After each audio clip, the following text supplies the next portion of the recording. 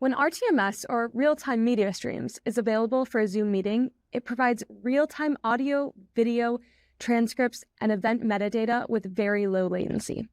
Whether RTMS runs in a given meeting depends on a number of meeting settings and permissions, especially who is hosting the meeting and how RTMS access is configured. In this video, we'll walk through all of the most common scenarios your users will encounter when you build an app with RTMS. Before we jump into the scenarios, let's define a few key terms. Participants are individuals in the meeting. This is the most basic status an individual in the meeting can have. The host of a meeting is the individual who manages the meeting. Hosts do not need to be present in the meeting, but when the host is in the meeting, they can do things like mute participants, admit participants, and allow in-meeting apps to run. Throughout the video, we'll denote meeting host with a green badge that says host. The app owner is the participant who brings and starts the meeting app. Throughout the video, we'll denote app owner with a blue badge that says app owner. And finally, the Zoom admin is the individual who is in charge of organization-wide settings in Zoom. This person is typically an employee at the organization that they are the admin for. There will be no admin highlighted in any of the meetings shown. Now that we've covered some key terms, let's dive into scenarios users might find themselves in. We'll first go over the happy path.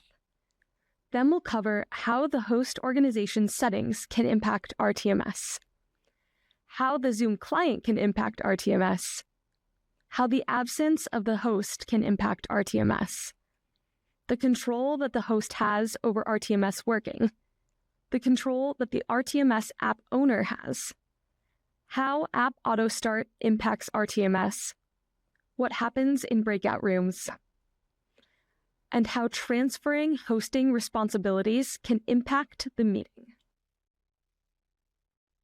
As we walk through all of the scenarios that your users might encounter, it's important to note that RTMS is only available in Zoom and only runs when an RTMS-enabled app is present.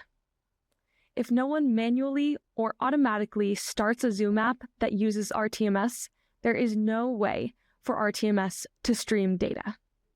Scenario 1, the happy path. The happy path is when a participant starts a Zoom app that uses RTMS and the conditions allow for it. The user experience is seamless, participants are notified of meeting data being shared, but RTMS is unobtrusive. Scenario 2. The host organization does not allow RTMS.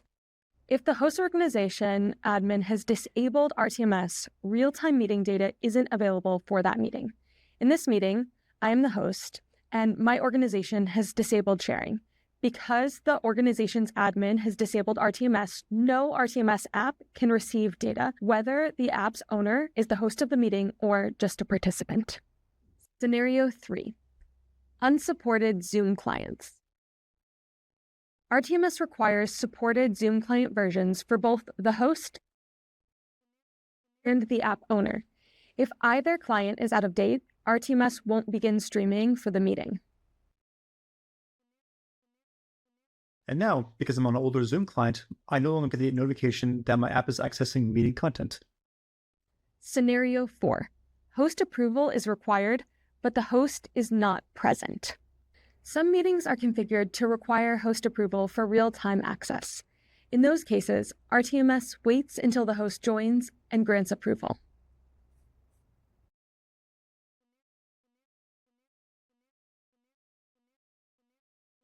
Scenario 5.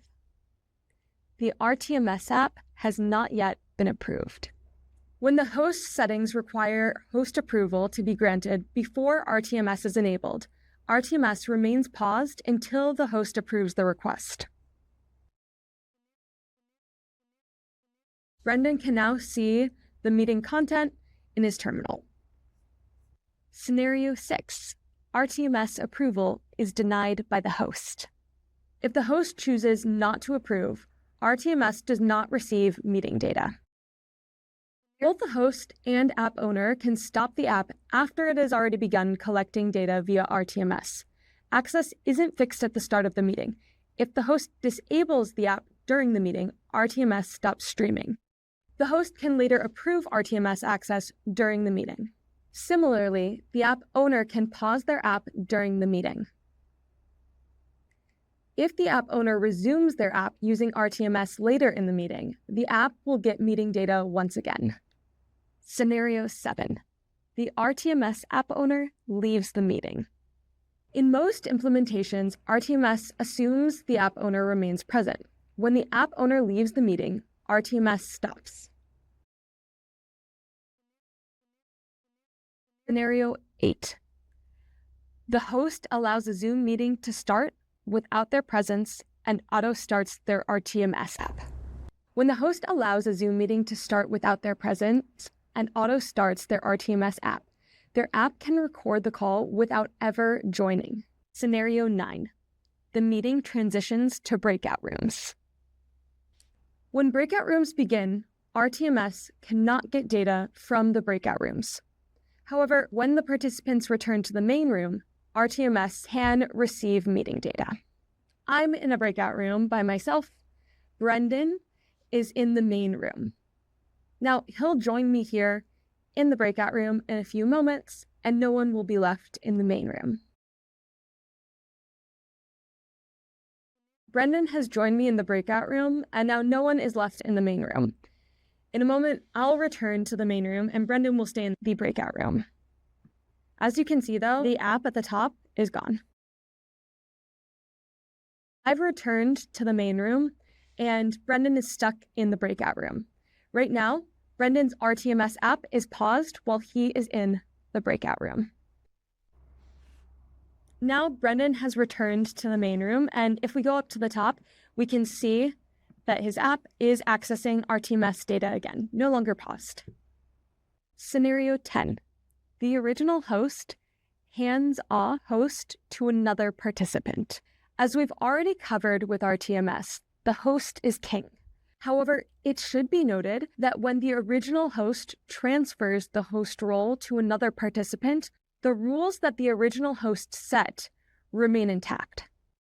If Brendan allows RTMS and I do not, when he creates a meeting and then transfers host to me, RTMS remains allowed.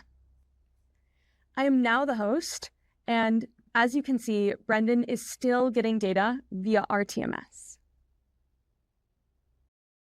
If I have RTMS disabled and Brendan has it enabled, when I transfer the host role to him, RTMS remains disabled.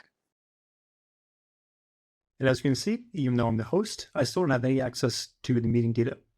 Finally, RTMS is enabled by default. That means if you want to bring an RTMS app to a free account, RTMS will work. If you want to use RTMS in your app, but you're also building across other video conferencing platforms or want other ways to record in the event that RTMS isn't available, use RTMS through Recall.ai. RTMS behavior is determined by a small number of well-defined rules, especially host organization settings, Zoom client support, and approval requirements. For product teams, understanding these rules makes it easier to design clear user experiences and plan for the moments when RTMS may pause or be unavailable.